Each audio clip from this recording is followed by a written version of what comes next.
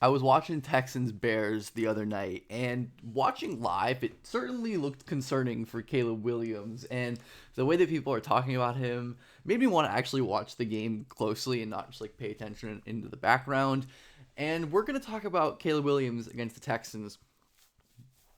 And my main question is how much of the sacks and the picks and all of that is on him and how much is on everyone else? And spoiler, it's a lot on everyone else, as you'd probably imagine. The play calling and the offensive line were absolutely horrific all night. And I knew the line was bad, but Shane Waldron, man, really sitting down and watching is that kind of baffling that he got this job. Like they love these stupid like play action screens. I don't know what the hell is going on here. Caleb's rolling to his left, is gonna throw back to his right, but he rolls straight into pressure. Like, is Komet supposed to chip him? Is he supposed to get open? I have no idea.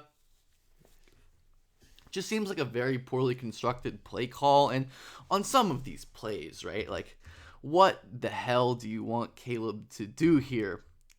The Texans, especially in the second half, were just like lining up six guys, sending them all, and it worked every time. And I want you to watch the receivers here, which are, again, people really hyped up these weapons. They're running a DJ Moore go ball, which, maybe had a chance to get to develop against, I think that's Stingley, but there's no time, obviously, for that can happen. And then they're just running like quick outs and slants. And but by the time number 11 can even like get to his break, the sack has happened. And honestly, I don't think I loved Roma Dunze coming out, but he does not look great. Like, not getting open quickly. Komet doesn't get open. There's no options, and the offensive line is obviously completely breaking down. They have a six-man protection in, and still, it's just hopeless. He's immediately clobbered. Like, they can't pick up a simple stunt. It is. I'm obviously not like a football guy the way that I know basketball, or at least like think I know basketball, but I know when guys are playing bad, and I think it's not super hard to tell. And this was, I think, the second interception that I think a lot of people have rightfully had some concern over. Like, this is a brutal underthrow. I've seen people talking about like, oh, his arm doesn't look the same. Yes, it does. We're gonna get to some plays later in this game, but it's unfortunate that one of his like most visible picks was just like, oh, he tries to create and he tried to throw it to Komet, and it's just an underthrow. This was a bad decision too, I think. Like, yeah, maybe he could have lofted it over like into this bucket, but it's just not a high value play there when getting out of bounds was an option. But the Bears are doing a lot of really boring and bland quick game stuff that isn't really working, partly because Caleb isn't good at it or super comfortable like ripping RPOs and stuff, but like nobody open. The right tackle gets his lunch eaten. Like, this is a guy right in Caleb's face. He gets out of this sack miraculously. The jersey pull, like, he learns to just throw this ball away, tuck it, whatever. People are praising this as one of the positive plays of the night. And of course, right, that's one of the problems. But Caleb is a gunslinger. He's aggressive. And I think you take that more than you don't. You take a guy with the aggressive mentality and teach him to tone it down. And like, I get it when Caleb probably feels like he has to put the team on his back. This is kind of how it was like at USC to some extent. And just pressure in his face all the time.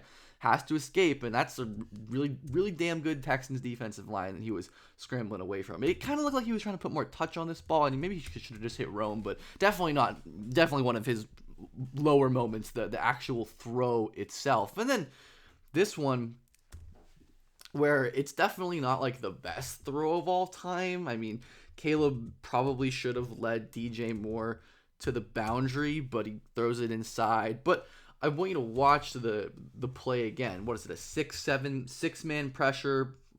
The Bears again add another man in protection. Nobody open. No short routes to kind of compensate for the obvious blitz. As I said, they were like showing blitz and blitzing every time in the second half. It wasn't a secret that the Texans were just going to send heat everywhere. But where do you want Caleb to go except for the cover deep ball? And of course he can and needs to throw it better. I'm not so worried about that. I really do think he will, but no short routes coming in front of him. This is a blitz where they're leaving the middle open clearly. No quick crossers, no little stop route, nothing. Just like a bunch of deep developing routes that don't lead into anything. It really, again, I am not like an expert on this stuff football wise. I just consume a lot of content. I don't really know what I'm talking about, but people seem to be crapping on Shane Waldron, and it definitely seems justified based on what I've seen. And this is just what Caleb had to deal with all night. And I think his pocket movement and that stuff was good, pretty much. Like, he got sacked a bunch, but there were also plenty of plays like this where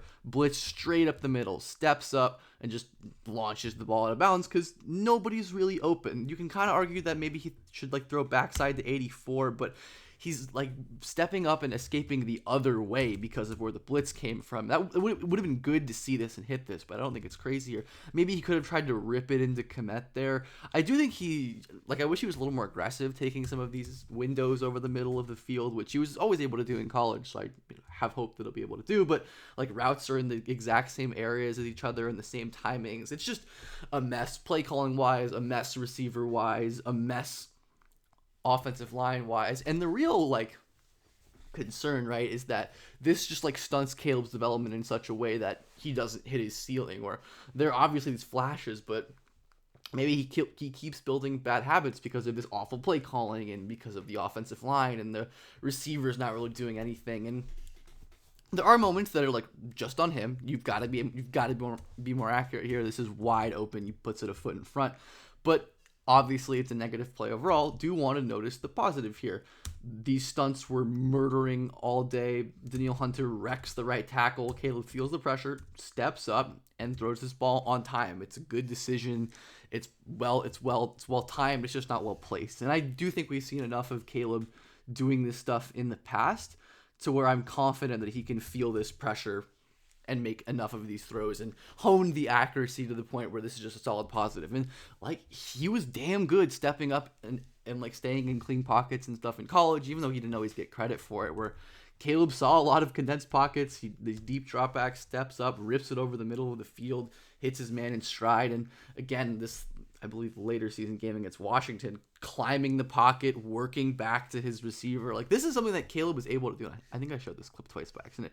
This is something that Caleb could do. It was a big strength of his, and it's not surprising to see him do it even in like this smaller capacity. And this play, I think, extremely underrated. I don't know if I've seen anyone like tweet or clip about this play where Caleb gets crushed by a gigantic defensive tackle, rips this, what is this, 35 to the 30. That's like 45 yards, right? Right in DJ Moore's hands.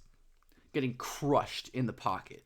And again, what do you expect him to do here? You're one, like, there's no short routes here. You're just max protecting, trying to chuck deep. I get they were down late in the game, but this is never going to work. And Caleb still finds a way to give DJ Moore a pretty decent chance. It's not like the 100 percentile most perfect throw, but we're going to see a better angle of Caleb getting absolutely annihilated in the pocket here. And some of this stuff reminds me a lot of, Jesus Christ, reminds me a lot of early career Luck in the worst ways, of just total failure, ineptitude from everywhere around, and the hits do pile up quickly. Like, this is not, he's going to feel that tomorrow and the next day, but still, Caleb puts it right in DJ Moore's range. Like, maybe he could have placed it a tiny bit more this way, but that's a catchable ball in the National Football League. And that kind of ball placement and arm strength it's still there, folks. Like, the stuff that makes Caleb special is still evident. It's just not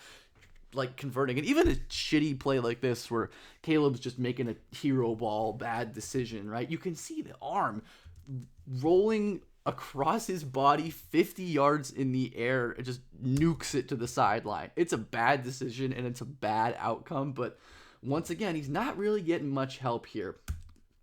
Texans collapse the pocket immediately. There are no quick options. You can maybe argue Komet got held. Rome is running, like, they're running out and ups and like this route over the middle. There's no quick options. Nothing there. I mean, I guess you could scramble here and maybe, I'm sure Caleb did feel like he had to carry this team. Also, just not a great effort by Rome. I'm sure Rome didn't expect Caleb to throw this ball, but still he didn't really give his best effort on that play and made it easier for the DB to make a play on it. But I do think Caleb overall, like, he showed some quick game flashes, like he's going through reads and progressions here, staying in the pocket, stepping up against pressure. Again, gets hit on that play, getting hit every single play. It is concerning. That part of the equation is 100% concerning, and there's really no way around that. Another thing Caleb I think was underrated for in college, this Notre Dame game, which I remember people saying, and it was probably his worst game of that season, like hanging in the pocket, moving his head, moving his feet, making a read, really nice play. Like he can go through progressions when things are working, but the Bears I think are so boring and unimaginative with their quick game, as I've been saying, and just don't incorporate enough good quick game options. I really want to see Caleb rely on the legs more because he was a special run like rushing threat prospect, and we've seen it in doses. I don't think Caleb has done it enough because he wants to like look to pass, which is a good thing. But with like if the pressure and the coaching, and I do want to give some grace because it's against a really good Texans D line and D'Amico Ryans, of course, but still, this is just complete failure on all parts. But Caleb immediately sees this hole, steps up to scramble. I want to see him be more decisive, just taking the first gap he sees in scrambles. That might not be the best long-term fix, but for the short term, that really does seem like his only options. And some of these plays, man, like the magic is still there. Like maybe it's not as totally obvious as it was in college, but it's still there. First, I want to look at once again total nothing from a route design, right? That's max protection with all deep routes. The tackle loses immediately, and I saw I think it was Nate Tice posted on Twitter earlier today that I don't know how. I'm not going to pretend to know how he identified this, but like Caleb was telling his line and his guys to like check to protect, like send extra protection to Will Anderson, and they, I think, or like to slide left. You can see the point out as well. They just don't do it. Like they just don't do it. It's like, oh, no, sorry, and there's no hot reads design. Caleb just got to escape, somehow not get sacked. His like body control and balance and flexibility are absurd, and turn that into a positive play. And he was getting clobbered all game. And this is the last clip of the game where he just steps up in the middle of the field, and it's another like shitty broken play, to be honest.